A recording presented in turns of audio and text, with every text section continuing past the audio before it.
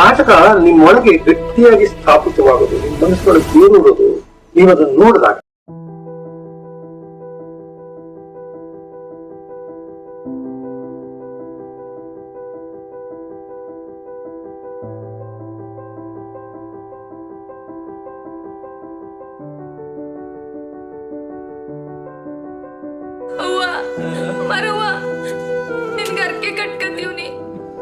ಹೊಸೇನೋ ಚೆನ್ನಾಗೆ ನೋಡ್ದೆ, ಕೈ ಕಾಲು ಸಣ್ಣ, ಹೊಟ್ಟೆ ದಪ್ಪ.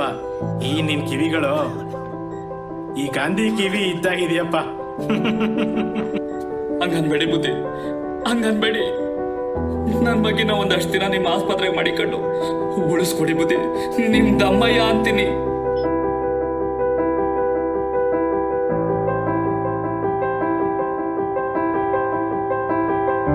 ರಾಜ ದುಷ್ಯಂತ ನಿಜವಾಗಿಯೂ ನಾನಿದ್ದಲ್ಲಿಗೆ ಬಂದಿರುವನೆ, ನನ್ನನ್ನು ಕಾಣಲೆಂದು.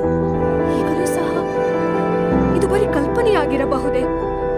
ಹೊಸಕಿ ಹಾಕುವ, ನಂತರ ಬಂದು ಕ್ಷಮೆ ಕೇಳುವ, ಆಕೆ ಕ್ಷಮಿಸಿಯೇ ಕ್ಷಮಿಸುತ್ತಾಳೆಂಬ ಖಚಿತ ನಂಬಿಕೆ ಹೊಂದಿರುವ ಇಂತಹ ಗಂಡಸಿಗೆ ಧಿಕ್ಕಾರ, ಧಿಕ್ಕಾರ, ಧಿಕ್ಕಾರ, ಧಿಕ್ಕಾರ. ಏನು ಯೋಚಿಸುತ್ತಿರುವೆ ದೇವಿ? ನಿಲ್ಲು ಮಹಾರಾಜ.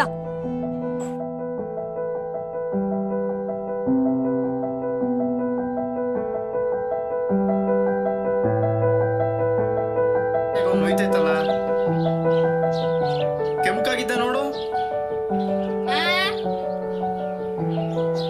ಎಂತದೂ ಆಗಿಲ್ಲ. ನಿಂತ್ಕ.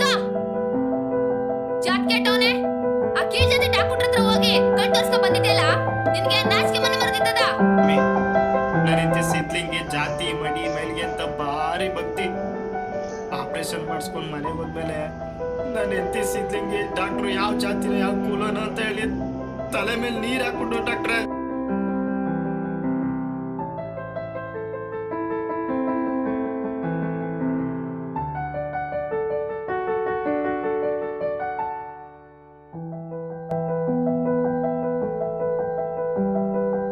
ಮಳೆಗಾಲ ಬಂದ್ರೆ ಸಾಕು, ಈ ಬಿಗ್ನಾಸಿ ಒಳೆ ಊರಿಡಿ ತನ್ನ ಸೆರಗನ್ನೇ ಹಾಸ್ಬಿಡುತ್ತೆ.